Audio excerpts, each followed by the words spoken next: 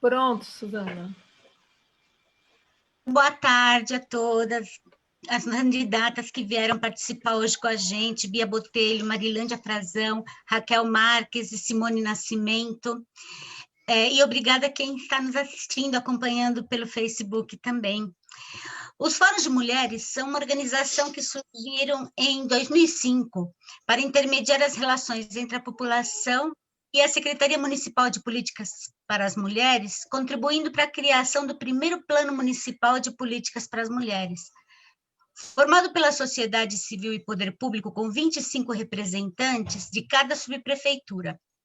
O Fórum Regional da Zona Oeste continua a sua articulação através das mulheres da sociedade civil na região do Butantã, Lapa e Pinheiros. Este é o segundo encontro de candidatas a vereadora da cidade de São Paulo, realizado pelo Fórum Municipal, que a gente chama de FMZO, né? O Fórum de Mulheres da Zona Oeste.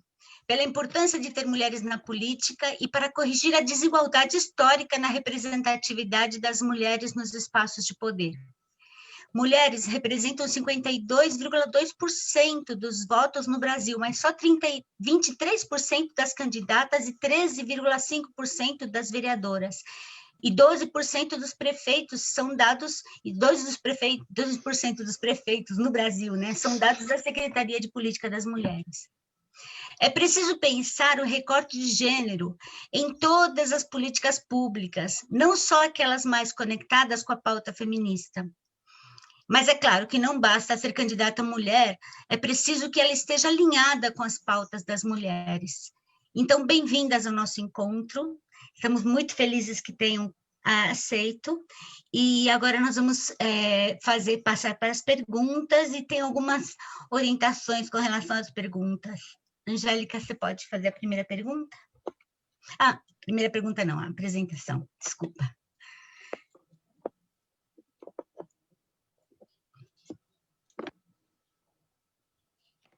O som, Angélica. Ainda não pegou. E aí falha. Bom, para todas as conversas do nosso fórum, bem-vinda a todas as mulheres, as candidatas que estão aqui com a gente, agradecendo mais uma vez pela presença. E na tarde de hoje a gente tem uma série de perguntas que a gente vai fazendo e cada uma vai respondendo na sequência, inicialmente por ordem alfabética, ok? Então vamos lá, a primeira pergunta. As apresentações de cada uma de vocês teriam 3 minutos para cada uma se apresentar, se colocar aí dentro do contexto de cada candidatura. Tudo bem? Pode ser assim? Então, vamos iniciar pela Bia Botelho, tá certo? E aí, na sequência... Então, são 3 minutos, né? Isso. Fique à vontade, querida. Bem-vinda. Bom, primeiro eu quero agradecer a todas pelo convite e me sinto muito honrada, porque eu participei do início do fórum, conheço algumas das meninas, estão aqui a Alexandra e a Érica, que eu tenho contato, e eu quero parabenizá-las por ter continuado o fórum, né, que não é fácil esse tipo de trabalho. Bom, gente, a minha proposta, eu sou muito voltada à saúde, eu sou da saúde, sou psicóloga, e ao longo da minha vida, de toda a experiência que eu fui tendo, tanto em hospitais psiquiátricos, tanto na pediatria, lá na Escola Paulista de Medicina, que é a Unifesp, por várias situações que eu passei, de atendimentos à criança, às famílias, pela Secretaria do Menor, que eu fui diretora de Casa-Abrigo, onde ali você tinha criança de 6 anos era para ser 18, mas invariavelmente tinham meninas até mais velhas lá, que eram abusadas, que eram violentadas, que eram negligenciadas, enfim, esquecidas. Por tudo que eu fui passando, né, na UBS, no lugar que eu trabalhei, lá na Vila Missionária, quando eu saí da faculdade, quando eu estava ainda na faculdade, eu fiz um estágio em psiquiatria, que eu dava plantão noturno. E era uma realidade nua e crua, né? Quando eu saí, eu fui trabalhar em escola particular, trabalhar no Veracruz, no Santa Cruz, que são escolas de ponta. Em um dado momento, eu sentei, assim, parei para pensar, falei, gente, aqui eu não faço a diferença. E foi então que eu fui fazer o meu estágio, uma especialização na Escola Paulista, e fiquei lá por 24 anos, passando por várias situações. E, paralelamente a isso, eu fui fazendo outras coisas, e uma delas também foi a UBS, que também eu fazia um trabalho com crianças e as mães, e na medida que eu podia, eu trazia os pais também, porque, em geral, a demanda era escolar, que a criança não aprendia, que a criança tinha desvio de comportamento e tal. E aí eu comecei a fazer um trabalho junto com as mães. Eu falei, olha, a única condição que tem aqui, eu vou resumir, né, muito, é que a mãe venha também participar. E aí eu via que aquele trabalho dava muito resultado. E eu parei para pensar, falei assim, nossa, eu aqui atendo, estou vendo as coisas piorarem, as situações que a gente vive, tão complicadas. Hoje, aqui eu tenho um impacto em 100, 200, 300, 500 pessoas. Eu queria... Quantas pessoas essa UBS atende? A 350 mil pessoas. Então, eu falei assim, eu quero ter um impacto num número maior de pessoas. Foi aí que eu entrei para as políticas públicas, a me preocupar com isso, com a convivência familiar, o que as mulheres passam, porque elas são, hoje, a cabeça da família. Por favor, conclua, Bia. Então, é isso, quer dizer, esse, o meu trabalho está voltado para essas questões.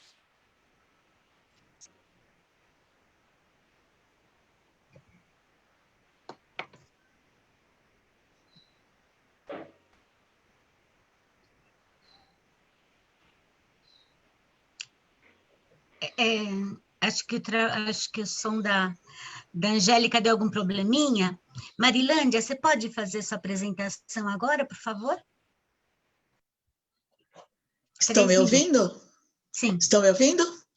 Bom, primeiro eu gostaria de agradecer o convite do Fórum, fiquei muito feliz com esse convite. Eu sou Marilândia Frazão, sou professora, estou aposentada, sou mãe de 2 mulheres e sou avó de uma neta e um neto. Sou dirigente do Partido dos Trabalhadores, fui sindicalista há muito tempo, direção da POSP, fui da CUT estadual, da CUT nacional, e trabalhei em 3 governos progressistas, né? Toda essa minha carreira aí de 30, quase 40 anos, e nesse momento eu acho que era importante disponibilizar nome para essa candidatura, porque a representatividade é importante. E com esse processo desigual que nós temos aí no nosso país, as mulheres negras estão na base da pirâmide, não estão em lugar nenhum. Então, é o momento dessas mulheres estarem, fazer parte, porque se você não faz parte, você não consegue levar as suas bandeiras de luta. É nada sobre nós sem nós. Então, nós precisamos estar nos espaços onde decide as questões da cidade e aonde nós precisamos participar. Nós temos aí um processo de genocídio da juventude negra que morre, a cada 23 minutos morre um jovem negro. As mulheres negras com a pandemia foram as que mais foram atingidas, as que estão desempregadas e as que estão morrendo. Então, eu acho que é um pouco isso e nós precisamos estar neste lugar. Eu acho que a hora é essa, eu acho que as pessoas que estão nos assistindo podem perceber que toda essa história da Câmara Municipal só teve 2 mulheres negras. Então, uma população de 56%, é quase que impossível não ter uma representação. E esse racismo que a gente precisa trabalhar com ele, que é o racismo estrutural, que estrutura as instituições e que a gente acaba tendo que matar um leão todos os dias. Eu acho que é um pouco isso. Obrigada, Marilândia. Raquel, você quer continuar? Por favor, agora é a sua vez. Olá, queridas, boa tarde. Eu sou a Raquel Marques, sou sanitarista, sou mestre em saúde pública, doutora em medicina pela USP e sou uma ativista do parto. O meu contato com a política se dá há 19 anos, quando eu descubro que as mulheres são violentadas no momento de ter os seus bebês. E eu me conecto a esse movimento lá, quando tudo era mato ainda, eu e mais 300 ativistas no Brasil, num contexto em que ninguém acreditava no que a gente dizia e nós éramos muito ridicularizados. Achavam que nós queríamos frescuras, quando na verdade nós queríamos deixar de ser violentadas. Essa experiência e essa militância muda a minha vida completamente, e eu, de programadora de computadores, largo a carreira, vou estudar saúde pública, enfim, me dedicar ao SUS, às mulheres e a uma vida livre de violência. Em 2013, eu fundo a Associação Artemis, e construindo dentro da Associação Artemis, associação da qual eu ainda sou presidente, eu consigo, ao lado de muitas outras mulheres, consolidar o entendimento de que violência obstétrica existe e é inaceitável, né? A partir dessa experiência, eu começo a me questionar muito do porquê que nós tínhamos sempre que ficar pedindo, pelo amor de Deus, para algum político protocolar um projeto, fazer um posicionamento, uma audiência, enfim. Eu rodei o Brasil inteiro denunciando essas violências e isso era muito frequente. A partir daí, eu começo a me questionar da importância de ocupar esses espaços de poder. Em 2018, eu me integro com mais 8 ativistas no mandato coletivo da bancada ativista. Sou uma das 9 codeputadas eleitas e é uma experiência de 2 anos já muito potente sobre o que é essa instituição, né, legislativa, seus potenciais e, ao mesmo tempo, suas fraquezas. Mas uma coisa que eu sentia muito no mandato, não só eu, mas todos os nossos colegas também, é de que as pessoas chegavam até nós com demandas e que eram demandas municipais. Ou a demanda estadual é muito restrita, né? O escopo estadual é muito restrito. E aí nós conversamos e algumas pessoas resolvem lançar candidaturas. Em Jesus, lançamos candidaturas independentes, enfim, e a ideia é fazer uma articulação ainda mais profunda, política, ativista, entre município e o Estado. Por isso que eu me lanço agora candidata a vereadora para defender as pautas de comida, saúde e família.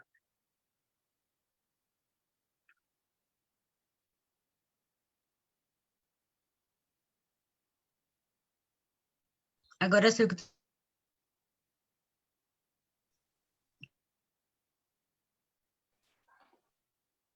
Me tirando. Simone, isso, obrigada.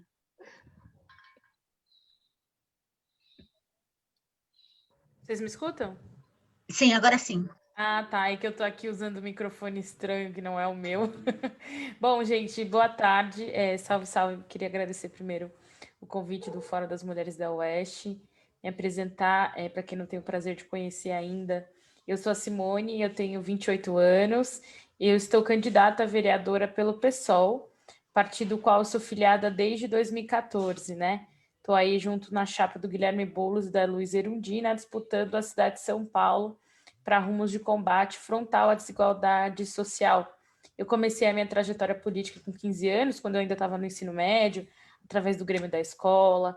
Depois ingressei na universidade, fui a primeira pessoa do meu núcleo familiar a fazer a universidade, entrei na PUC São Paulo, mas acontece que a minha geração, além de lutar por permanência estudantil em defesa da educação ali no contexto universitário, acabou enfrentando um período muito difícil da história do Brasil, né? Então, em junho de 2013, ocupamos as ruas massivamente, depois entendemos que as ruas estavam em disputa numa perspectiva de direita, de esquerda, de vários rumos, e resolvemos então fundar um movimento nacional de jovens anticapitalistas, que é o Rua Juventude Anticapitalista, que existe de norte a sul do Brasil há 6 anos. Depois disso, a partir da minha vivência universitária, lutando ali em defesa da entrada dos jovens negros e pobres nas universidades, acabei me tornando uma representante também da luta dos estudantes a nível nacional, me tornando diretora de assistência estudantil da UNE, naquela gestão de 2015, que entra defendendo a educação e tem no meio da sua gestão a necessidade de disputar a luta contra o golpe do Temer, né? Então, minha gestão da UNE ali em 2016, enfrenta um golpe no país e, a partir daí, os estudantes voltam a ocupar as ruas na luta pela democracia em defesa do Brasil. E aquilo muda a minha geração para sempre, né? Em 2015, me organizo com várias mulheres negras no Brasil e a gente constrói, na véspera do golpe, inclusive, a Marcha das Mulheres Negras, 50 mil mulheres negras em Brasília, onde nós presenciamos ali, corpo a corpo, um acampamento de militares já ali na frente do Congresso Nacional, na esplanada dos ministérios, né? Então, aquela cena foi muito impactante. Então, desde então, nesse período todo em que eu fui universitária, me formei, eu milito junto ao movimento de juventude, de mulheres negras e movimento negro em São Paulo, né? O ano passado eu ajudei a coordenar a 16ª Marcha da Consciência Negra, pela entidade que eu faço parte, né? Depois da UNE. A UNE é uma entidade, outra entidade que, quando eu me formo universitária, eu entro numa entidade do movimento negro, que é o Movimento Negro Unificado, a mais antiga do Brasil, e construo também aqui a Marcha das Mulheres Negras de São Paulo, que é meu espaço de militância enquanto mulher na cidade, nessa perspectiva de ligação da luta antirracista e de combate ao machismo, né, aqui na cidade. Por fim, sou de Pirituba, né, falo de um lugar, sou nascida e criada em Pirituba, noroeste de São Paulo. Passamos anos tentando entender se a gente era da norte ou da oeste, porque o estado não olha muito para nenhum dos dois pontos para a gente lá no fundão. E é o máximo prazer estar aqui trocando ideia com vocês. Minha candidatura é extremamente coletiva dentro desses movimentos, entidades e o meu partido. Obrigada. Angélica, você continua? Vamos lá. Então, mulheres candidatas.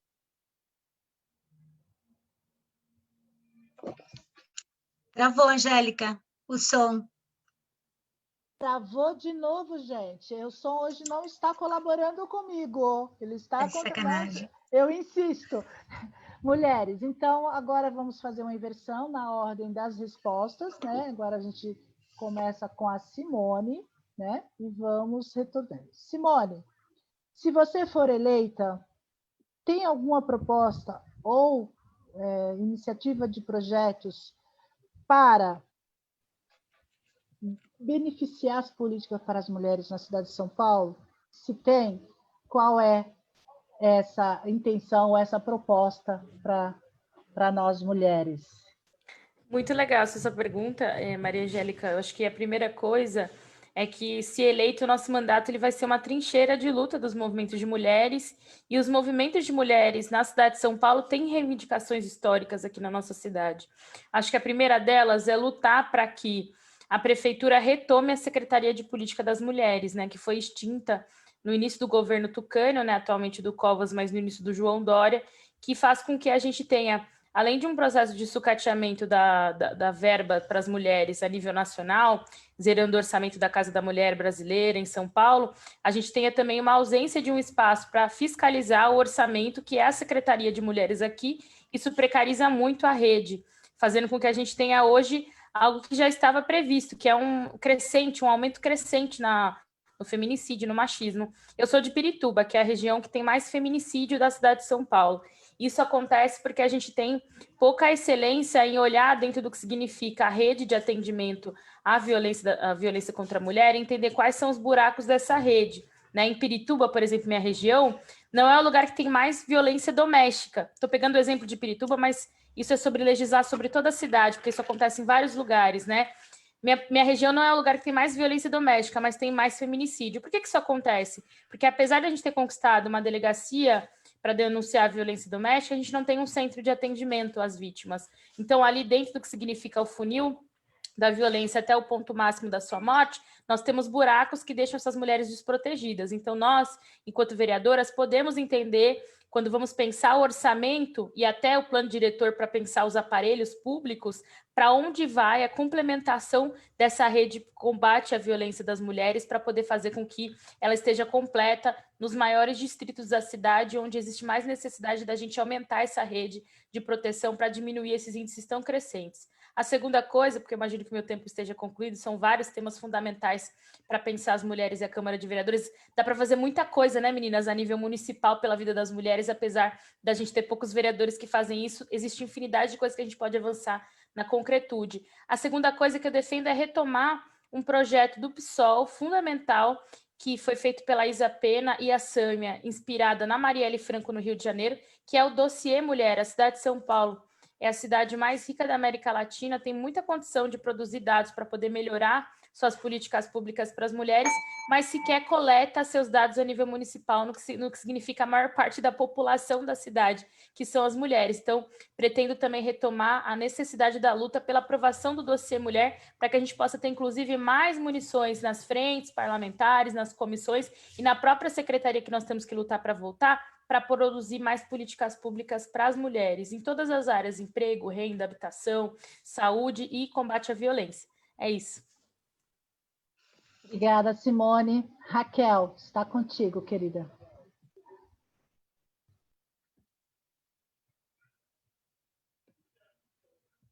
O microfone.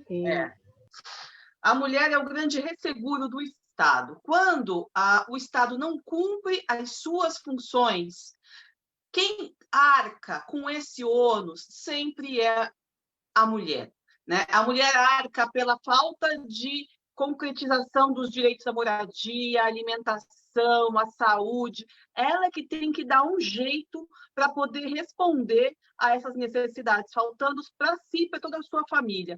Então, quando a gente fala de políticas para as mulheres, eu acho que para as mulheres poderem viver uma vida livre de violência, uma vida digna, com menos sobrecarga, é um Estado que funcione na sua integralidade, né? A nossa vida não cabe numa pauta só. Mas pensando aí em focar nas necessidades das mulheres mesmo, eu venho dessa trajetória de direitos reprodutivos, né? Então, nós poderíamos falar, assim como a Simone colocou, uma série de coisas, porque as necessidades são muitas, mas eu vou focar aqui nas questões de direitos reprodutivos. O desmonte dos serviços de interrupção legal da gestação prevista em lei, ou seja, mulheres estupradas, é uma questão sempre em disputa, né? Toda hora os serviços são interrompidos ou a quantidade de atendimentos é diminuída. Então, acho que uma medida que a gente tem que lutar muito é para que todo o hospital que faça atendimento obstétrico pelo SUS tenha condições de receber essa mulher e fazer a interrupção legal da gestação. Não há por que terem 5 hospitais apenas na cidade para fazer esse procedimento, que é extremamente simples, é uma decisão política por fazer ou não. Mas nós temos todas as condições técnicas para que isso fosse feito em qualquer hospital que atenda a obstetrícia. Um segundo ponto é uma luta pelas casas de parto. Aí vocês vão falar, nossa, Raquel, mas essa luta é gigante. Pois é, a luta pela casa de parto não é uma luta econômica financeira, porque os custos da casa de parto são inferiores ao atendimento hospitalar do parto da gestante habitual, embora a qualidade da atenção seja superior. A luta é política, e nisso eu aporto os meus 20 anos de diálogo com a categoria médica, com a qual muito me confrontei, mas também muito consegui avançar para tentar dialogar e conseguir montar essas casas de parto. Os médicos são o principal empecilho para que isso aconteça, porque casas de parto, elas são... Oh, meu Deus, entrou alguma coisa. E casas de parto são instituições onde médicos não entram, são geridos por enfermeiras. E é isso, gente. Depois eu continuo, entre alguma coisa aqui no meu celular, tem alguma coisa acontecendo. Desculpa, obrigada. Não, tem que pedir desculpas. Faz parte, né? O mundo das lives e a necessidade e as dificuldades, né? Que todos nós estamos enfrentando aí. Então, se você precisar de mais não sei como está o tempo. Não, pode prosseguir, que eu vou ver o que está acontecendo aqui, vou desligar o aplicativo. Então, tá bom. Marilândia, está com você a bola, minha querida.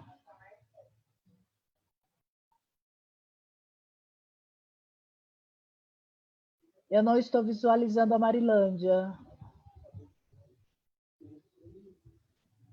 E agora?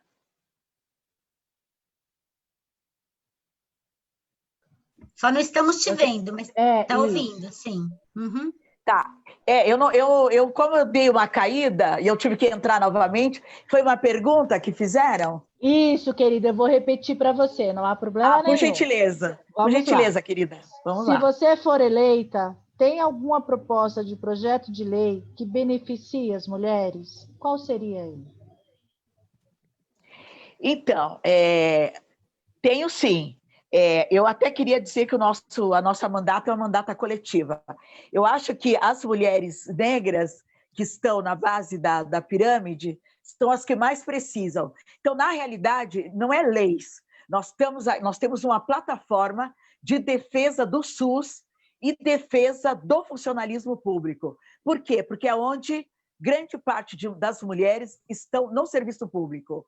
E com as privatizações, eu acho que, neste momento, acho que as leis podem até esperar um pouquinho. Nós temos que defender o SUS, porque tem a pós-pandemia, que nós não sabemos como é que vai ficar essa cidade. Então, uma defesa do SUS e uma defesa do funcionalismo público e contra as privatizações. É essa a nossa pauta emergencial, porque se não tivermos funcionários públicos, não tem o Estado. Não tem o Estado. Obrigada, querida. Nossa, super rápida, né? Então, nossa próxima candidata. Também não estou visualizando. Suzana, você consegue visualizar? Aí ela está... A Bia, né, que vai falar agora? Isso, a Bia. E eu não estou... Tá aqui presente. Tá? Opa, então, Bia, precisa que eu repita a pergunta? Está tranquila? Aí está sem som. Precisa ativar o microfone, por favor. Isso, agora deu. Primeira coisa que eu quero falar para vocês é que eu quero ser a representante da saúde no legislativo. Esse tempo todo trabalhando na saúde, então eu observo problemas de gestão e problemas que a gente possa trabalhar, porque nosso sistema é muito hospitalocêntrico. Nós estamos muito voltados para o hospital.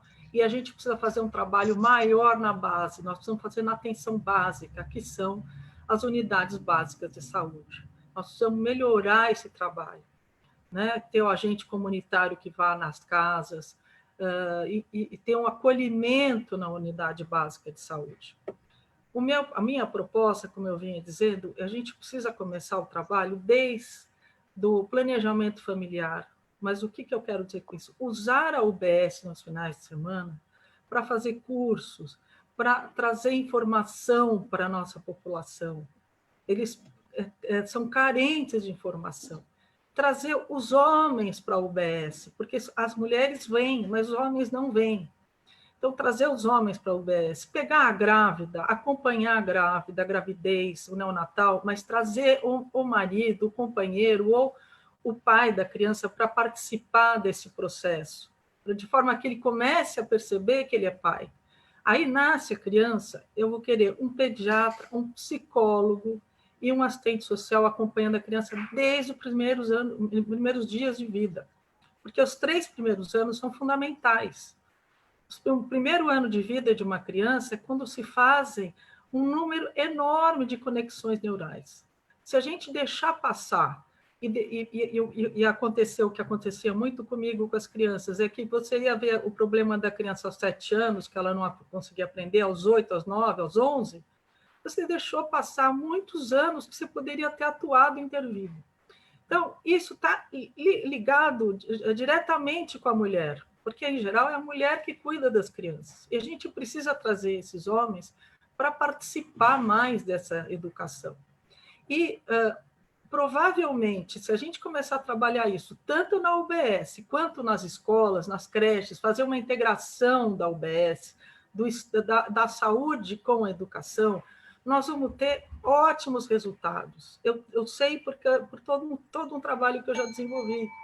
Então, trazer os pais para participarem da escola, para ter um sentimento de pertencimento e começarem a colaborar com a escola, de forma que eles vão estar muito mais interessados com o desenvolvimento da criança. Dessa forma, a gente vai poder trabalhar mais as famílias, de forma que essa violência que a gente encontra, tanto contra a mulher, dos homens, provavelmente nós vamos conseguir diminuir. A minha ideia é isso, a qualidade de vida do cidadão na cidade de São Paulo.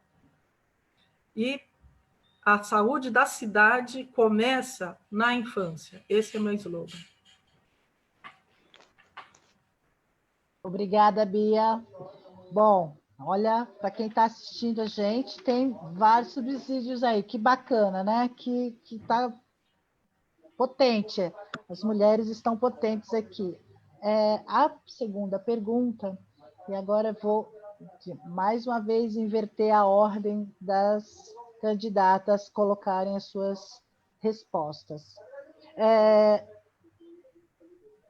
Seguinte, qual tem sido sua atuação junto à causa das mulheres e se faz parte de algum coletivo? Na apresentação de vocês já apareceu, mas só para fortalecer isso mais diretamente aqui com a nossa proposta.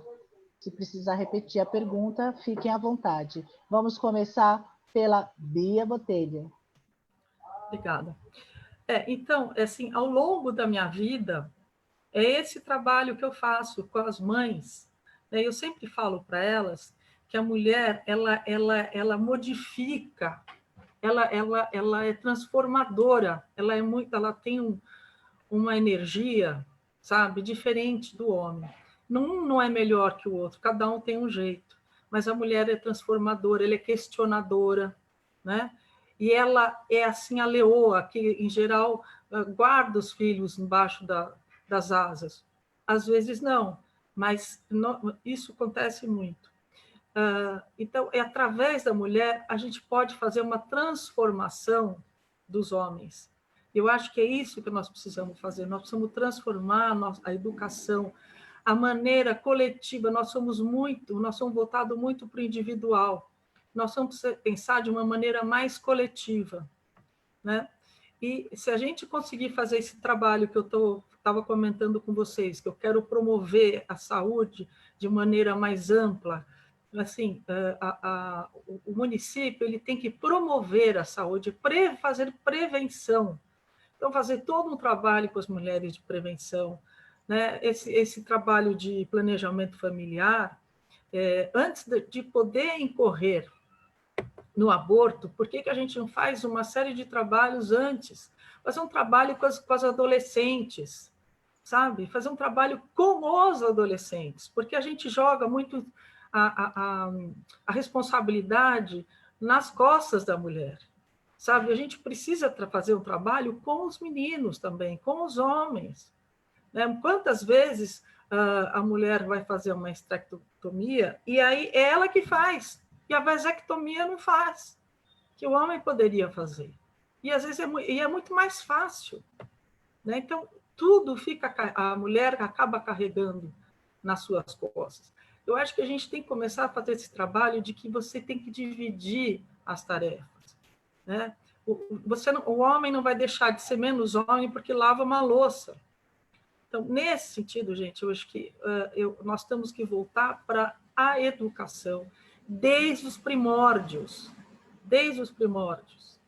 porque uma criança também transforma a família. Ela chega em casa questionando coisas que ela aprendeu na escola. Olha, eu aprendi, pai, que não se joga isso no lixo, que isso aí a gente pode reciclar.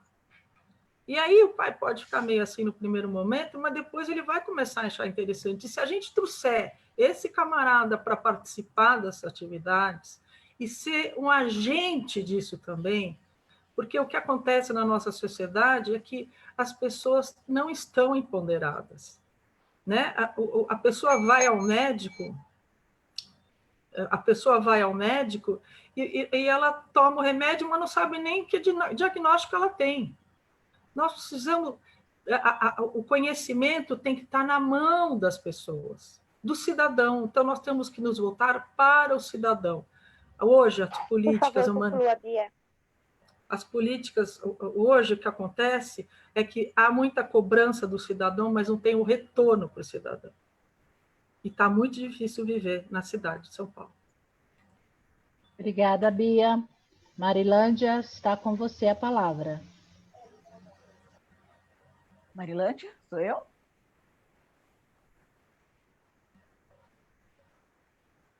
Isso, precisa que eu repita a pergunta? Não precisa não. Eu escutei perfeitamente. Bom, o processo de nós, mulheres negras, é que nossos passos vêm de muito longe. Então, a gente atravessa uma história no país que é desconhecido da grande maioria da população, que é o processo da escravidão, que nos jogou na rua, né?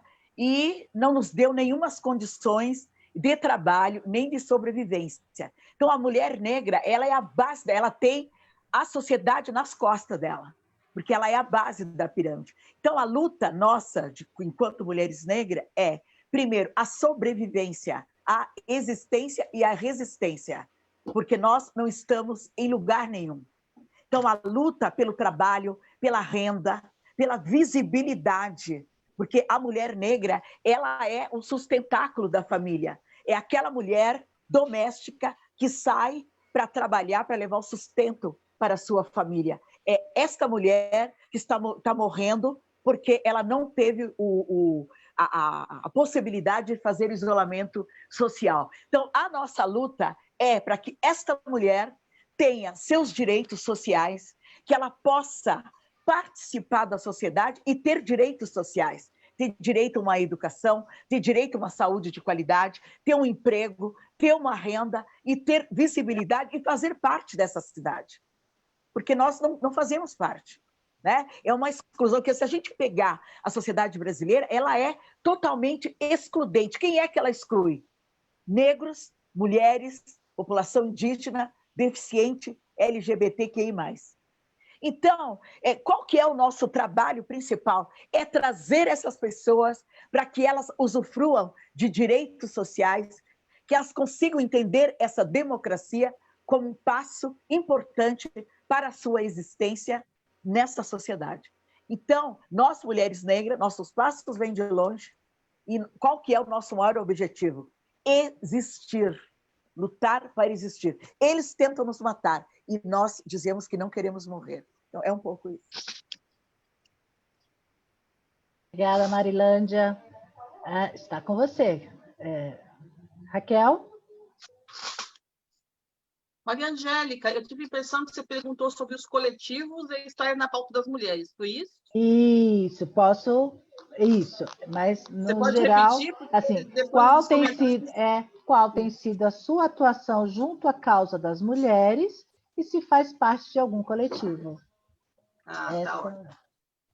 Então, como eu disse na introdução, a minha atuação na Casa das Mulheres tem sido basicamente na questão, começa na questão dos direitos reprodutivos, no parto, pelo parto respeitoso para todas as mulheres, que possam pagar ou que não possam pagar, porque a causa do parto nesses 20 anos avançou muito para quem pode contratar um profissional privado, mas avançou muito pouco para as mulheres que são SUS dependentes, né?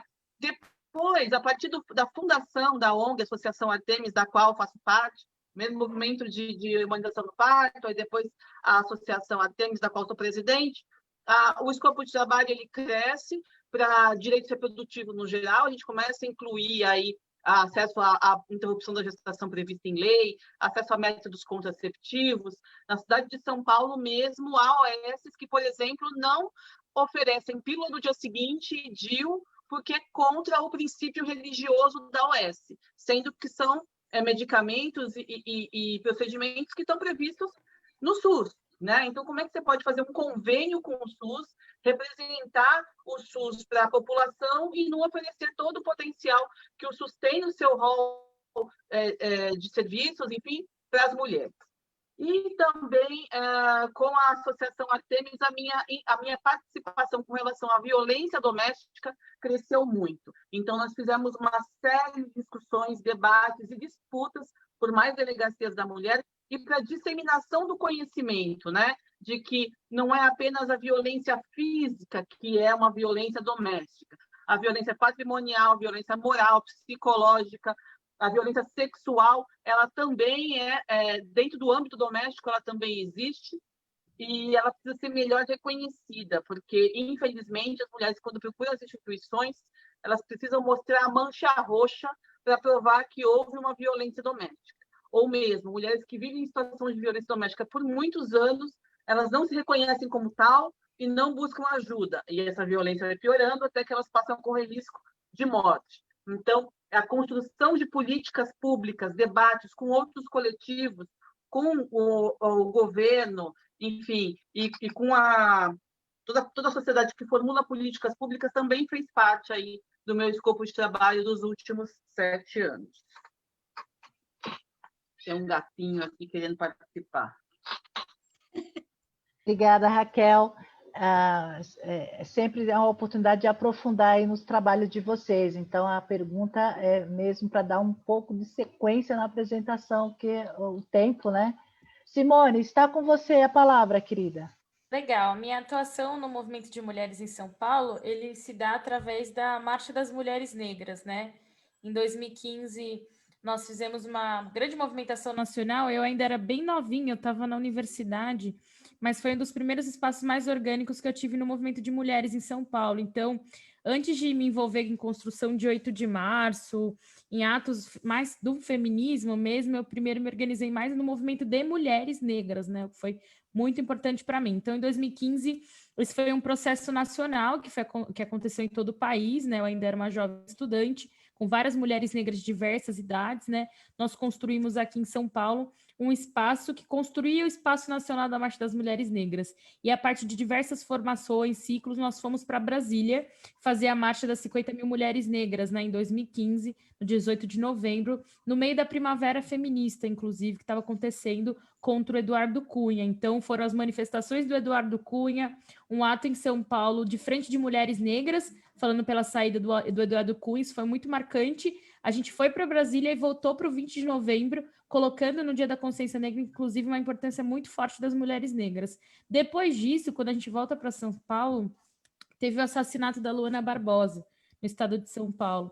E aquilo despertou em diversas mulheres da Marcha das Mulheres Negras a necessidade de continuar aquele processo de tanta mobilização a nível estadual e municipal também, à luz do que foi a grande coordenação de mulheres negras que aconteceu há 30 anos atrás no nosso estado e que tem uma importância fundamental na esquerda brasileira, né?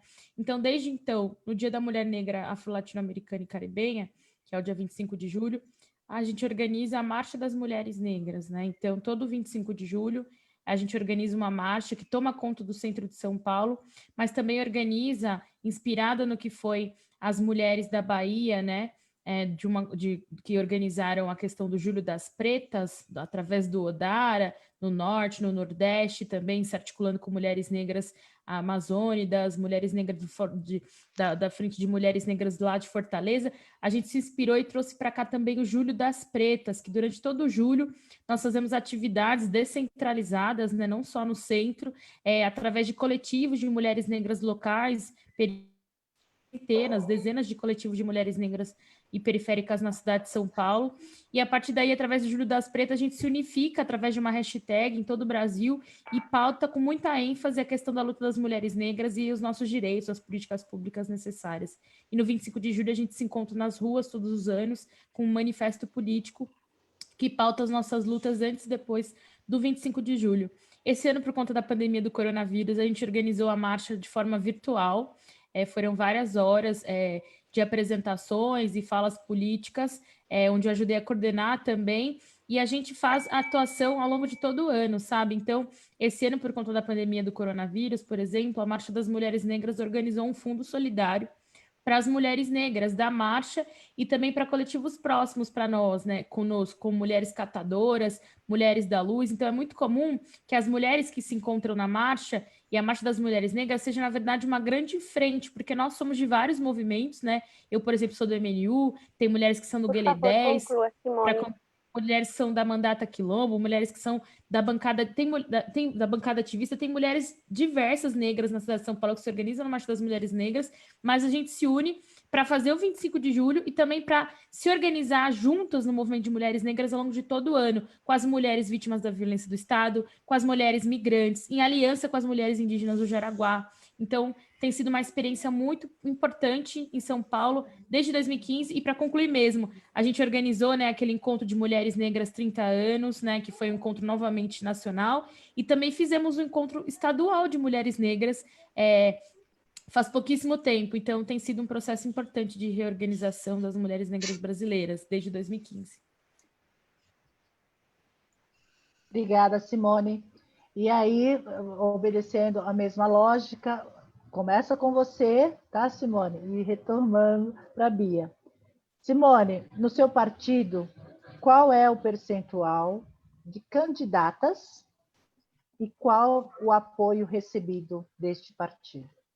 Muito legal essa sua pergunta, Maria Angélica, porque o PSOL, há muitos anos, ele tem, por exemplo, proporcionalidade nas suas instâncias de direção. Eu sei que isso é mais incomum em muitos partidos, mas no PSOL, todas as instâncias de direção do partido precisam ter paridade de gênero, né? Ter pelo menos 50% de mulheres. Isso foi através de luta, viu? Não foi por nenhuma coisa tranquila, não. Foi através de muita luta das mulheres nos partidos, nos congressos nacionais, municipais e estaduais, que ocupavam palco, que faziam disputa de delegados, que construíam mesmo aquele movimento feminista fora e dentro do PSOL. E com relação à nossa chapa, nós temos aqui, eu tenho até anotado, 65 candidatos, né? E nós temos 27 mulheres candidatas esse ano. Que representa 41,5% da nossa chapa. E a gente tem a regra da proporcionalidade interna no PSOL, onde 53,5% do nosso fundo eleitoral vai para as mulheres aqui na cidade de São Paulo, né? E aí nós temos internamente também algumas outras distinções com relação à divisão desse fundo, mas a maioria desse dinheiro vai para as candidatas mulheres, né? Apesar de entender que nós temos algumas candidatas que o PSOL coloca numa divisão interna com relação à disputa mesmo da sua ampliação de bancada, sua relação de forças internas no partido, porque essa também é uma questão importante para a gente entender como funcionam os partidos, né? Os partidos não funcionam só nas eleições, eles têm processo de filiação, eles têm congressos, eles têm plenárias, eles têm núcleos, e é muito importante, antes e depois das eleições, que nós, mulheres que pretendemos disputar um partido, levemos muito a sério essa disputa em todas as suas instâncias, né? Então, por exemplo, ano passado a gente realizou um encontro de mulheres do PSOL e teve debates a nível municipal, estadual e nacional também, né? Um encontro onde a gente debateu políticas para o partido, organizou a direção da nossa setorial, então o pessoal tem uma setorial de mulheres e nós temos um percentual também do caixa do partido anualmente destinado às políticas das mulheres do PSOL, que a gente consegue, por exemplo, construir campanhas de conscientização, de luta das mulheres permanentemente, né? Então, no carnaval, por exemplo, desse ano, nós tivemos uma campanha importante contra o assédio. Então, isso faz com que as mulheres do PSOL estejam sempre organizadas antes ou depois da eleição, o que reflete, por exemplo, o fato de que na última eleição federal a gente conseguiu ter uma paridade da nossa bancada federal, então a gente, além de aumentar a nossa bancada, a gente conquistou uma paridade, né? Então temos lá metade de mulheres e metade de homens, e também conseguimos eleger mulheres a nível estadual, né? Como foi a Mônica Seixas, através de uma mandata coletiva, a Érica Malunguinho, a Isa Pena, em outras cidades como a Dani Monteiro, a Renata Souza, a Mônica Francisco e tantas outras, né? Então, não é por acaso, é através da luta que a gente tem conseguido travar essas necessidades da luta de combate às opressões ser tratada também numa perspectiva não só organizativa no PSOL, mas também dentro do que significa a eleição, o fundo partidário e as nossas bandeiras de lutas concretamente.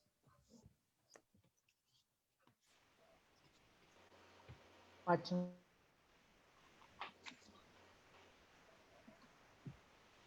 Cortou, Angélica. Raquel, agora me ouvem? Então tá bom. Raquel, está com você, querida, a palavra.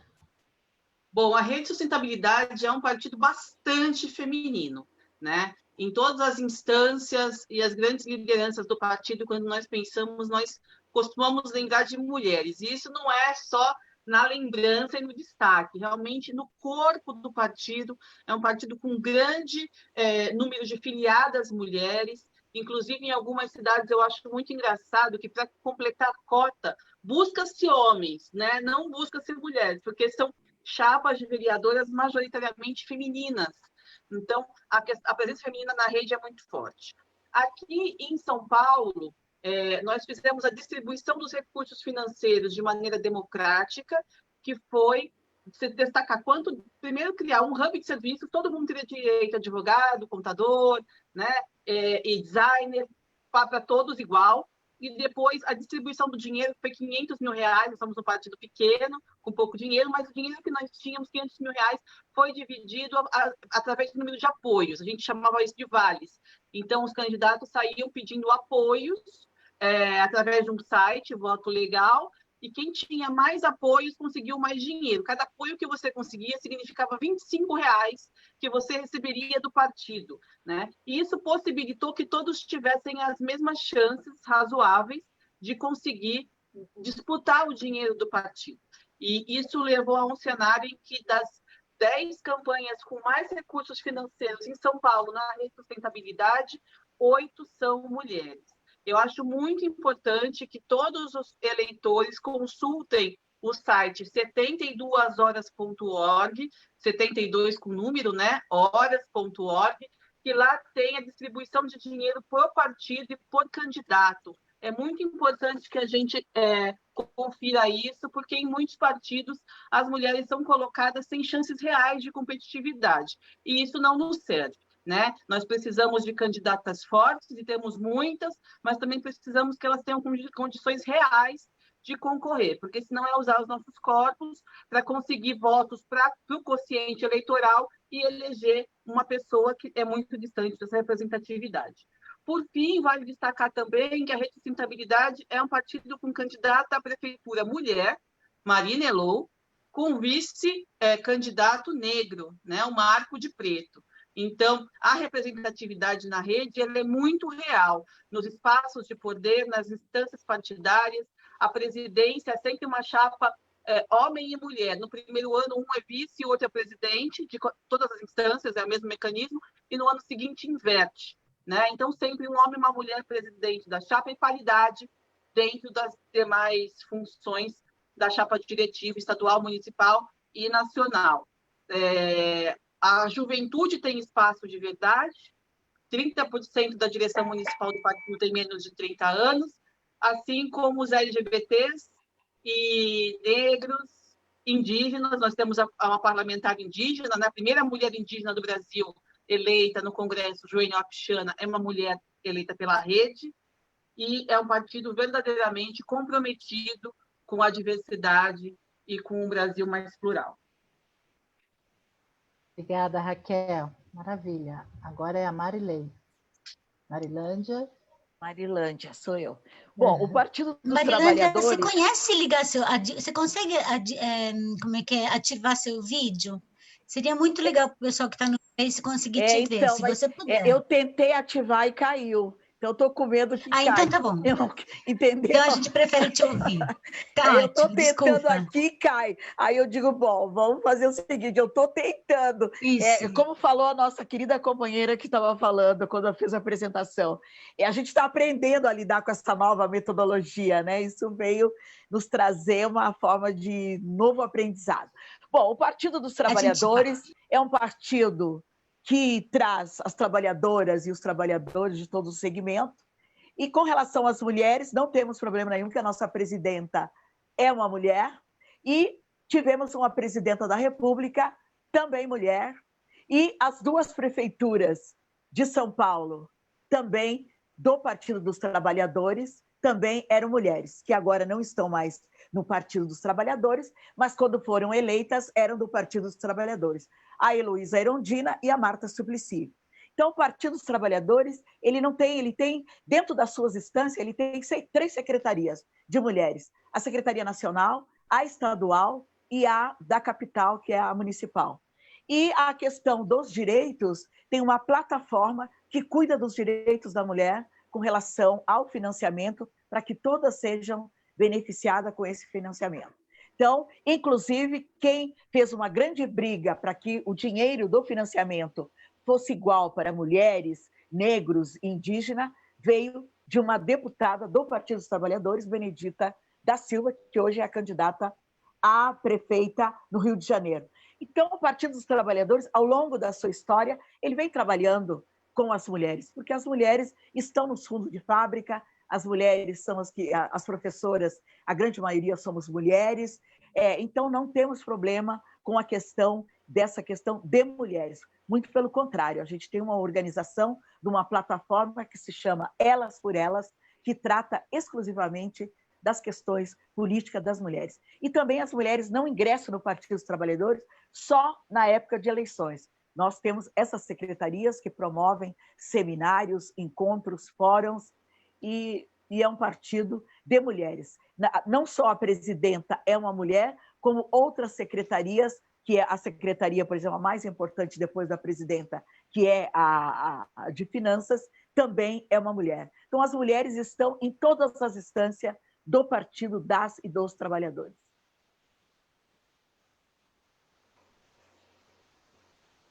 Obrigada, Marilândia. E agora eu vou pedir para a nossa guardiã nos ajudar, né?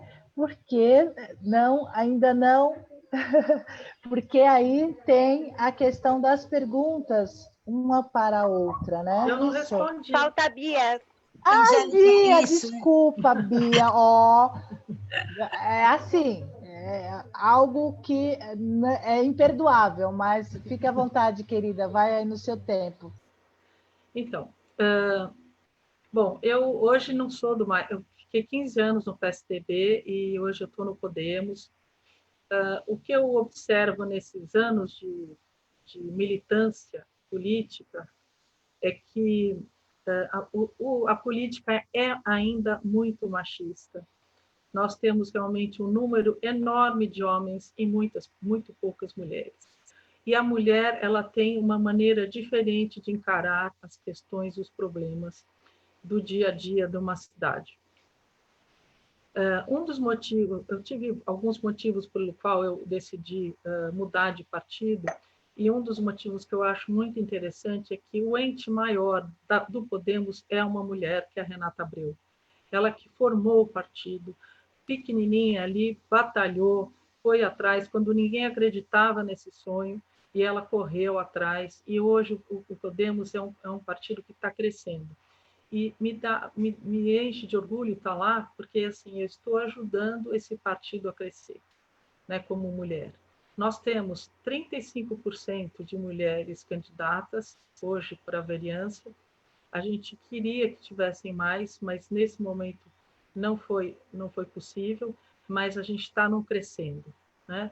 Perguntaram a quantidade de mulheres negras, eu não saberia dizer, mas existem candidatas entre nós, mulheres, como a Cidinha Raiz, que talvez algumas pessoas conheçam, que é nossa candidata, que já esteve em outros partidos também.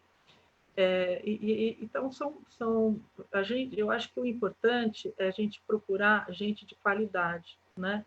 E para a gente ter gente de qualidade, o que eu acho também muito bacana do partido é que existem muitos cursos, o partido desenvolve muitos cursos, e esses cursos estão na plataforma do seu sistema. Então, qualquer cidadão pode fazer os cursos do Podemos. E uma outra coisa que eu achei muito bacana, agora vai ser lançado um curso de gestão pública pelo Podemos, é o primeiro partido que faz esse curso, um curso de gestão pública. É uma batalha muito interessante. Eu, por exemplo, fui candidata há 4 anos atrás, e aí depois eu fui fazer, há muitos anos eu queria fazer, e fui fazer o curso de gestão pública na Unifesp. Foi 1 ano e meio aí de trabalho. E eu acho que é fundamental que a gente conheça da gestão pública. As minhas propostas são essas, né? Por exemplo, eu também fui assessora parlamentar do secretário de Saúde. É importante você conhecer como funciona a Câmara. Essas experiências e esse curso é muito importante para você ter capacidade para estar fazendo um trabalho de legislador, de questionar o prefeito, observar o orçamento público e representar a sociedade e as mulheres. Obrigada, Bia, e mais uma vez, perdão, tá? Passar aí, mas a gente vai retomando e não mais. Podemos, então, agora, Érica, nos ajudar aí com o sorteio de qual a candidata, né, que vai fazer pergunta e, na sequência, quem vai responder, ok? Bom, meninas, está aqui meu potinho. Aqui tem o nome das 4. Eu vou sortear primeiro quem vai fazer a pergunta. É a Marilândia. Vai perguntar.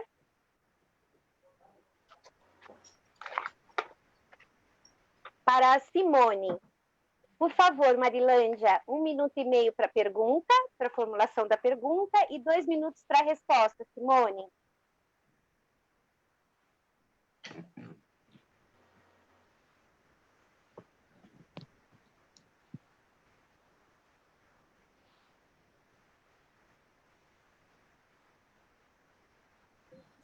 Marilândia?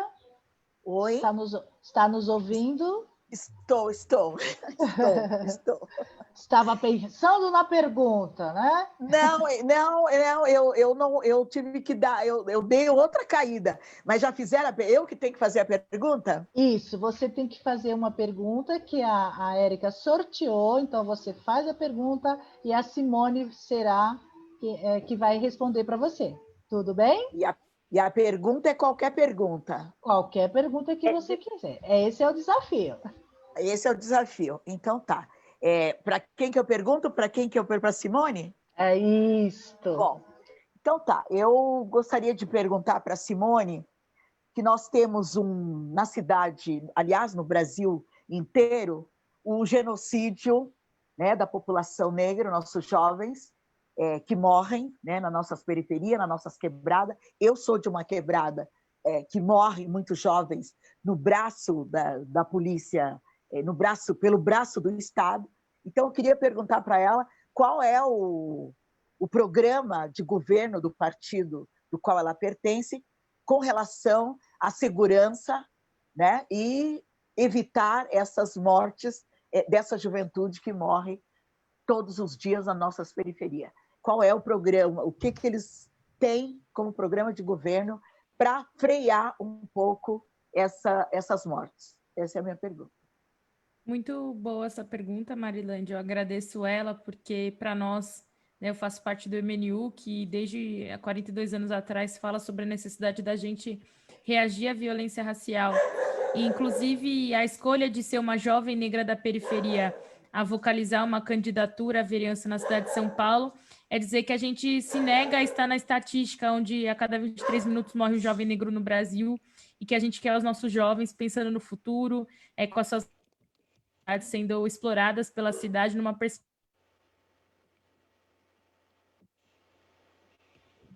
a nível municipal, porque infelizmente a gente não está a nível estadual, porque senão a gente defenderia a questão da desmilitarização da polícia, né? A polícia militar tem matado a juventude negra, mas a gente defende, então, que a GCM não esteja armada, porque não é papel da Guarda Civil Metropolitana portar arma e reprimir, criminalizar e matar a juventude negra, como tem aumentado na cidade de São Paulo e aumentou mesmo durante uma pandemia.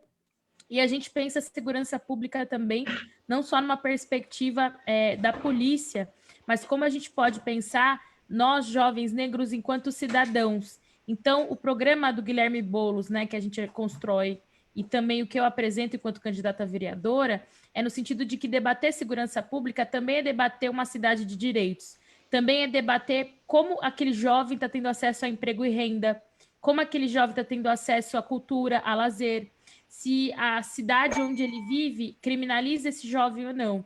Então, além do desarmamento da GCM e políticas de formação antirracista para esses profissionais que possam pensar uma segurança pública de forma comunitária, a gente também defende que seja aprofundado e tenha mais orçamento para pensar a perspectiva de futuro da juventude, como, por exemplo, centros de futuro, pensar um ensino integral que seja ligado à cultura, arte, lazer, pensar acesso à internet, pensar como livrar os nossos jovens das bikes de aplicativo e colocar eles em trabalhos formais não precarizantes. Isso é dignificar o povo negro, dignificar o povo da periferia. Obrigada pela pergunta. Bem, agora a Simone tem 1 minuto e meio para formular a pergunta para a Raquel. Por favor, Simone. Legal, queria perguntar para a Raquel, então, diante desse ataque que a gente vem vendo durante a questão dos direitos sexuais e reprodutivos da mulher no Brasil, com relação à questão do aborto legal, pensando na cidade de São Paulo, onde a gente tem um dos principais aparelhos de abortamento legal para mulheres não só de São Paulo, mas de vários lugares do Brasil, como você acredita que a gente pode avançar em políticas em defesa do aborto legal na cidade de São Paulo, dentro da questão do SUS, na perspectiva dos aparelhos de saúde de uma cidade tão rica como a nossa e diante de uma ofensiva tão grande federal e também de vários parlamentares municipais que também atacam esse direito com vários projetos de lei, né? O 2019 foi o ano com mais projetos de lei em todo o mundo, toda a cidade, todo o Brasil, desculpa, o mundo não, em todo o Brasil contra a legislação do abortamento legal.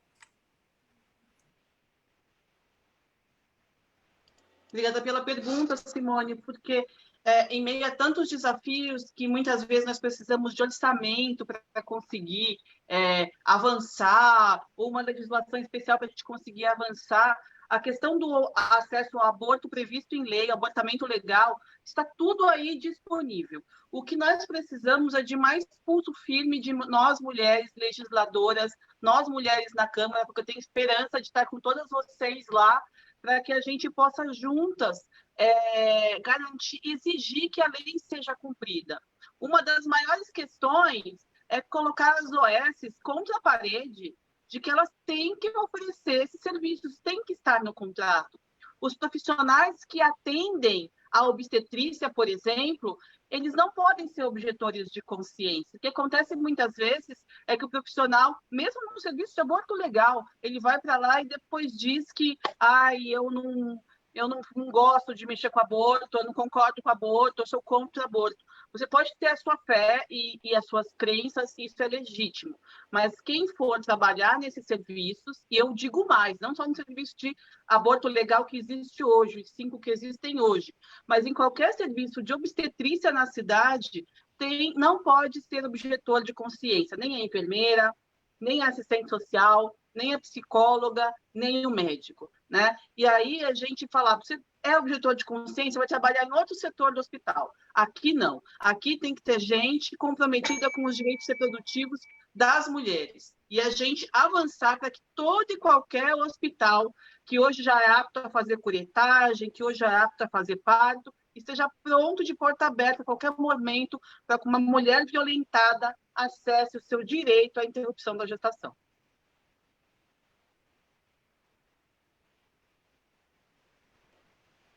Muito bacana, obrigada, meninas. Agora, Raquel, por gentileza, você faz a pergunta para a Bia. Oi, Bia. Oi, no último governo Dória, nos últimos 4 anos especialmente, houve um desmonte muito grande dos conselhos municipais.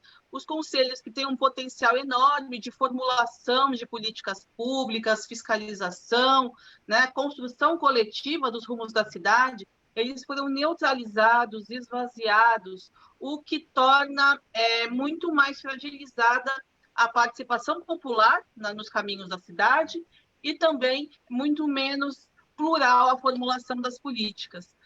Quais ideias você teria para que a gente pudesse voltar a ter um conselho mais forte e construir conselhos municipais e espaços como esse fórum cada vez mais pujantes e empoderados? Raquel, muito obrigada pela pergunta. Que delícia você me fazer essa pergunta, porque eu fui conselheira participativa por 2 gestões. Até na segunda vez, eu acho que eu fui a pessoa que teve mais voto na região. Eu acho fundamental o conselho participativo. Ele é riquíssimo. Para mim foi muito bom, porque a gente encontra muitas lideranças nesses conselhos, lideranças de todos os cantos. É uma troca muito importante. Nós temos uma cidade muito grande, uma cidade muito populosa, e a gente não tem, por exemplo, com o vereador, está em todos os cantos. Então, o conselheiro, ele representa uma região.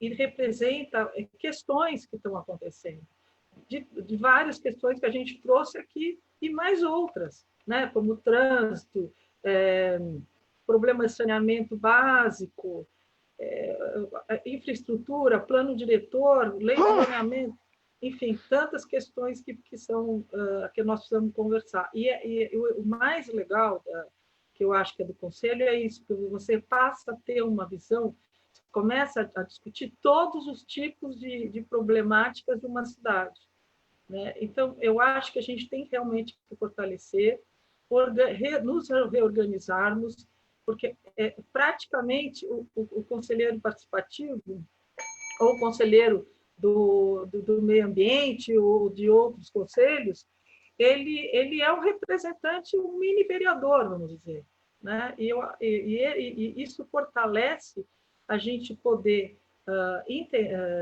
desenvolver o que é que cada região precisa. Nós temos lugares muito diferentes em São Paulo.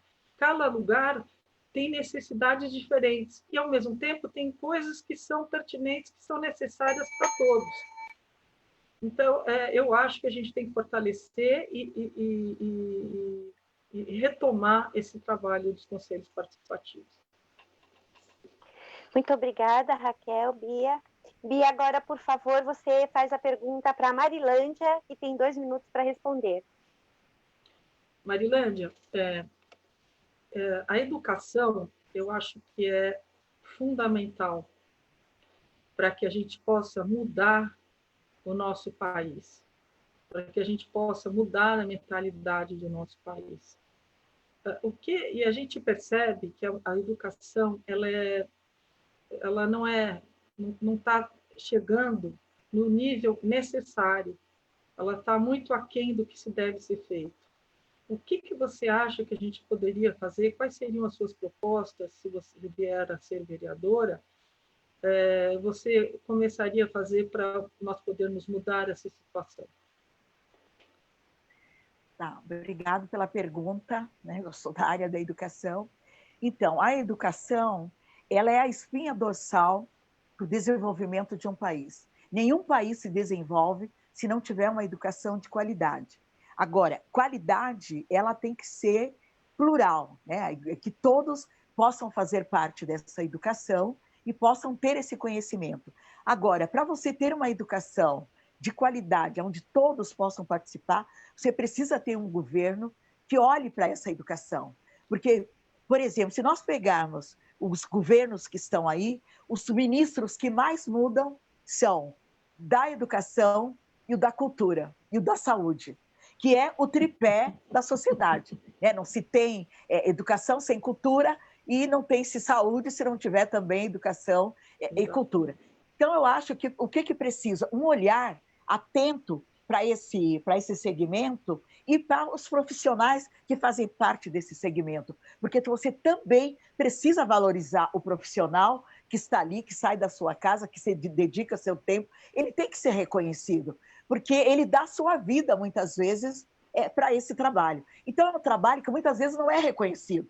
Tanto é que agora nós estamos aqui observando que uma das questões que está aí acontecendo é privatizações das nossas creches.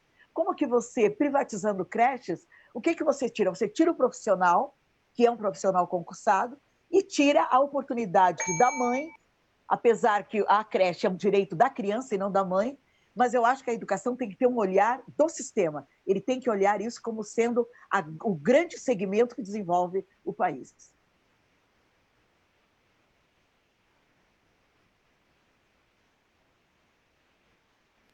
Muito obrigada, Bia. Muito obrigada, Marilândia.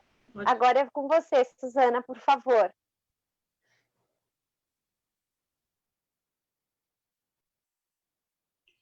Eu vou só rapidinho dar minha impressão, assim, e depois eu vou passar para a Alexandra, né? Mas, assim, o que eu sinto é que é importante, falei isso na outra live, mas acho que não vale a pena repetir. Não é só cota, não é só... que bom que tenha um pouco de mulheres, mas que necessário que tenha mais mulheres para trazer essa visão da realidade, do que as pessoas sofrem, do dia a dia, essa visão mais concreta e a possibilidade de propor e de somar forças, né? Nós precisamos, eu me coloco como conselheira de segurança alimentar, me coloco como mulher do Fórum de Mulheres, nós precisamos de um parlamento que ele faça a ponte com a participação popular, que ele ajude a dar voz às diversas políticas públicas, que ele esteja ao lado da população, porque deve ser muito difícil na hora das pressões de votar e de aceitar projetos do executivo. O que você vai privilegiar? Então, essa participação popular e essa integração com os espaços legítimos de participação é importante. E a gente sabe, eu sei pelo menos, que vocês vão ser procuradas por nós para discutir, para apoiar, e a gente também vai poder fazer essa ponte. E antes de passar para a Alexandra, eu vou pedir para cada uma de vocês têm 3 minutos para fazer suas falas finais, tá certo? Vamos manter a ordem alfabética?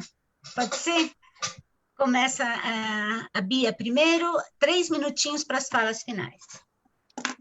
Bom, gente, mais uma vez agradecer e colocar para vocês, assim, que eu acho que teria muitas coisas a gente poderia discutir, mas eu queria só colocar mais uma coisa que eu gostaria muito de fazer com as mulheres, que é pegar os espaços imóveis que estão vazios, que não estão sendo utilizados pela prefeitura, e perto das comunidades a gente poder desenvolver espaços que eu estou chamando de coworking, né? Que as mulheres possam vir, que a gente tenha computador, que tenha Wi-Fi, e que a gente possa desenvolver ali cursos para que as mulheres desenvolvam o empreendedorismo, a economia solidária, e estejam próximas das suas casas, de forma que não tenham que perder tempo com o transporte, gastar esse dinheiro com o transporte, essa coisa de ficar 2 horas no transporte para chegar no trabalho e depois para voltar para casa, é exaustivo.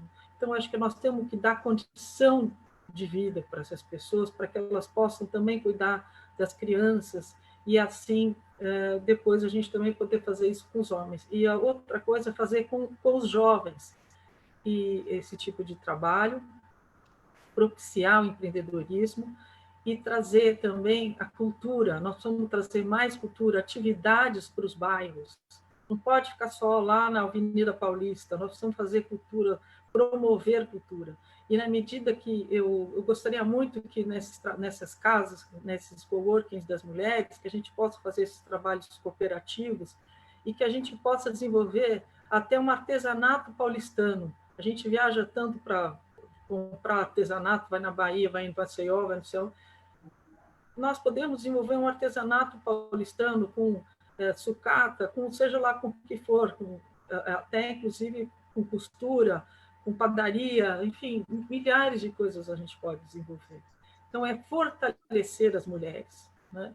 Então, eu queria comentar disso, acho que poderia comentar de várias outras coisas que eu gostaria de fazer, mas acho que isso é muito importante, quer dizer, fortalecer a mulher, fortalecer nesse sentido também, de que a UBS seja um local de acolhimento, né? De acolhimento para que a gente possa trabalhar com essa mulher de maneira emocional, psicológica, para que ela seja uma pessoa que tenha coragem de resolver os seus problemas quanto à violência, porque o que a gente vê muito na relação das mulheres que são violentadas é que elas têm uma espécie de uma codependência nessa relação.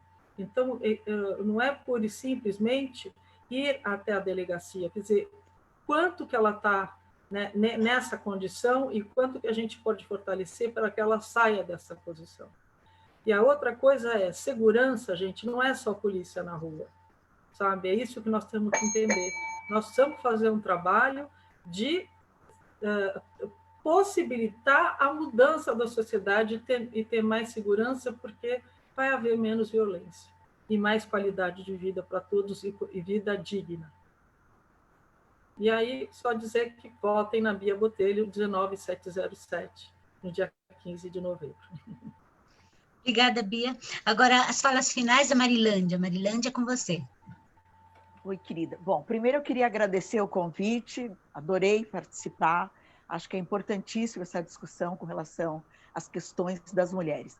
Então, eu acho que as questões que nos assolam e que nos preocupam é a mulher ter direito à cidade, ter direito ao seu bem-estar, ter acesso a um emprego, a uma renda, a uma saúde de qualidade e que ela possa ser vista como uma cidadã e recuperar os direitos sociais dessas mulheres que estão sendo perdidos e desgastados por vários governos que aí estão. E, ao mesmo tempo, dizer que as mulheres, como nós somos a base de tudo, nós estamos somos o sustentáculo das famílias, dar esse direito dessa mulher também ter direito a um bem viver, a uma cultura e uma descentralização e de políticas afirmativas transversais que priorizem essa qualidade de vida para essas mulheres que o braço do Estado não chega, que é na nossas periferias, na nossa favela, dá o direito delas terem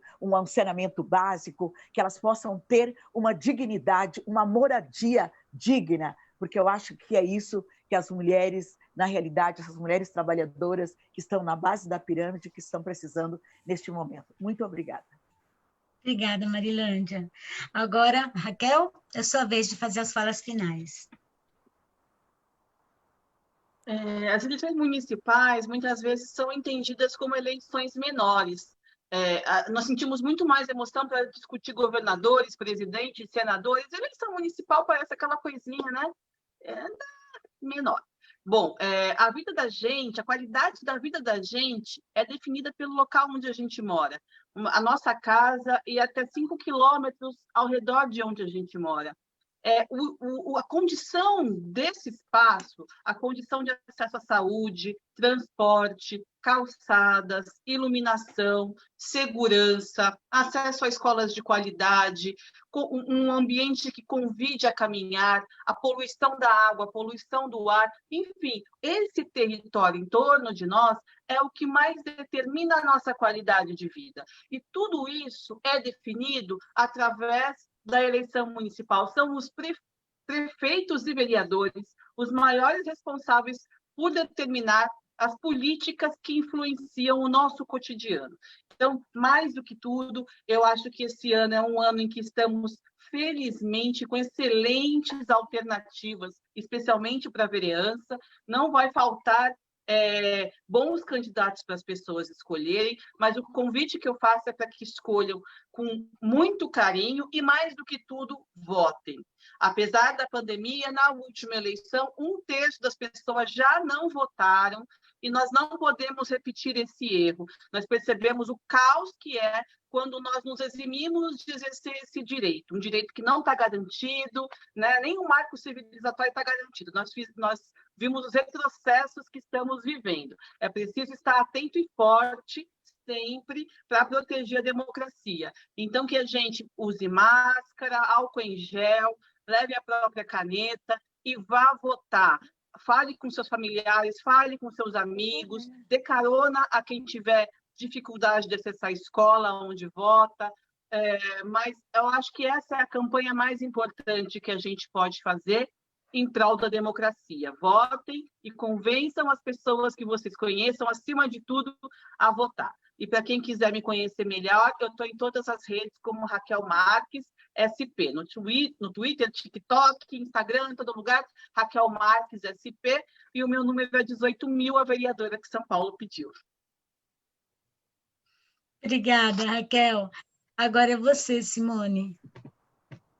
Bom, gente, primeiro eu queria agradecer aqui esse espaço de conversas, de diálogos entre várias mulheres que estão no front aí das eleições para vereadora aqui da cidade de São Paulo e mulheres de luta do Fórum de Mulheres da Zona Oeste, né? Eu acredito muito que nós já fazemos política e que as grandes lutas e conquistas de políticas públicas da história da população brasileira foram construídas a partir de movimentos sociais, movimentos populares, fóruns como esse. Quando a gente pensa a questão das mulheres na periferia e pensa a luta do saneamento básico, por exemplo, o sanitarista, a gente se lembra de mulheres pretas que lutaram por água, por esgoto, por seus terrenos, por moradia, que ocuparam, que dividiram comida. Então, eu acredito muito que nós, né, e minhas ancestrais, fazemos políticas há muitos e muitos anos, que conhecemos os maiores problemas dos nossos territórios, que para resistir, por sermos resilientes, pensamos também em soluções muitas vezes apenas de auto-organização, que são as nossas formas de sobrevivência, mas que nós estamos muito, muito distante dos espaços de decisão, muito distante dos espaços legislativos. Então, estar candidata a vereadora hoje, sendo uma mulher negra, jovem, da periferia, é bastante ousado na nossa coletividade. Porque quando a gente pensa que São Paulo é a cidade mais rica da América Latina e que a gente vive num sistema como o sistema capitalista, faz muito sentido que não exista nenhuma mulher negra na Câmara de Vereadores, porque nós somos a base da pirâmide social. No sistema capitalista, nós devemos estar muito distante dos espaços de decisão de como esse dinheiro vai ser utilizado, como ele vai ser fiscalizado, para que ele vai ser empenhado na sociedade. Então, nós também estamos fazendo essa disputa para, sim, dizer que não só podemos ter a terceira mulher negra da Câmara de Vereadores de São Paulo, como podemos mostrar esse ano que várias mulheres negras podem ser eleitas, sim, e que isso faz parte de um processo de avanço e resistência importante na disputa, não só da Câmara de Vereadores esse ano na cidade de São Paulo, não só na luta que a gente está enfrentando para a prefeitura na cidade de São Paulo, mas também para o que a gente quer dar de resposta a esse processo de disputa dos rumos do Brasil, da sociedade. A gente está voltando agora numa pandemia que não termina, né? A gente tem um estado como Amapá sem água, a gente está na segunda cidade mais contaminada do mundo, então a gente tem visto um mundo em colapso, uma sociedade degradante, que tem matado, né? Que o plano de morte é o plano para muitas pessoas por parte dos governantes. Então a gente dizer que a gente quer uma outra forma de fazer política, que a gente quer que a política da vida popular de baixo que seja levado em consideração, é dizer que nós não queremos só uma cadeira na Câmara de Vereadores, mas nós queremos um outro marco civilizatório. Nós queremos que as tecnologias de sobrevivência do povo negro sejam utilizadas como algo para legislar a sociedade, que a gente possa ter direito à vida na plenitude. Então, não é apenas sobre poder fazer projetos de lei, não é apenas sobre poder fiscalizar o orçamento de São Paulo, é sobre dizer que sim, nós, mulheres negras, podemos. Então, quem quiser saber mais sobre a minha candidatura, meu número é Simone Nascimento 5555, estou nas redes sociais, é só colocar Simone Nascimento ou @SimoneEnós para achar, para a gente trocar mais ideia. Eu também tenho um site que é simoneNascimentosp.com.br. Sigo aí na luta nessa reta final, gente, com Boulos Erundina para a gente ir para o segundo turno derrubar o tucanato e também o bolsonarismo. Tamo junto.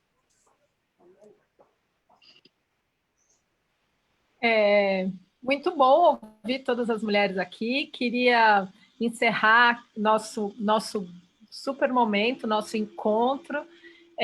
Primeiro, agradecendo às mulheres do Fórum que fizeram esse momento acontecer. A Maria Angélica, se você quiser fazer uma despedida, por favor.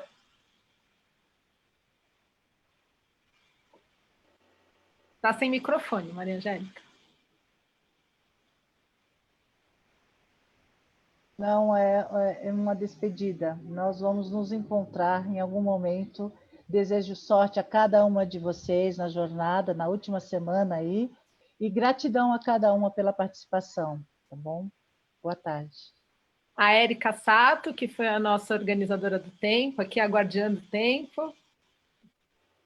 Bom, mulheres maravilhosas, vou dormir com o coração quentinho, na esperança de vê-las eleitas. Muita gratidão pela confiança, pela oportunidade de ouvi-las. E se os deuses e as deusas quiserem, ano que vem, todas na Câmara tomando cafezinho e comemorando. Muito obrigada, boa tarde. Boa tarde. Boa tarde. Suzana? Eu já fiz minha despedida, agradeço todas. Tá, então eu queria dizer que é muito bom estar aqui todos os dias, né? Uma semana de encontros com mulheres candidatas, ouvir as pautas, as lutas, refazendo essa agenda feminista, fortalecendo cada uma que está aqui, porque esse espaço foi criado para isso. Hoje a gente falou especialmente da pauta das mulheres negras, de segurança pública, para uma cidade de direitos, um compromisso com o SUS, que apareceu na agenda de todas, direitos reprodutivos, o aborto seguro, e especialmente pela participação de vocês nessa eleição, uma construção de políticas públicas, né? Um trabalho triplicado que vocês têm para chegar até aqui. Vocês já estão na luta há muito tempo, e para uma mulher chegar nessa condição, a gente sabe que não foi fácil, foi bem mais difícil do que para os homens. Agradeço especialmente as candidatas, Bia Botelho, do Podemos, a Marilândia Frazão, do PT, Raquel Marques, da Rede, e a Simone Nascimento, pelo PSOL.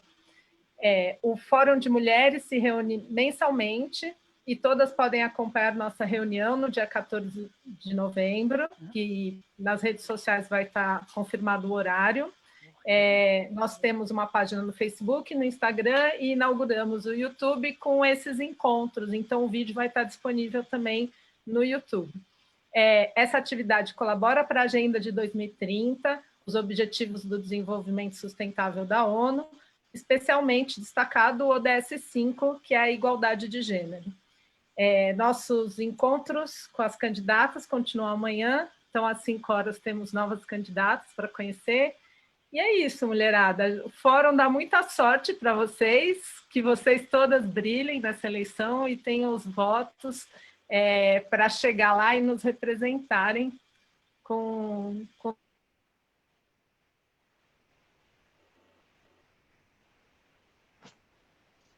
Congelou.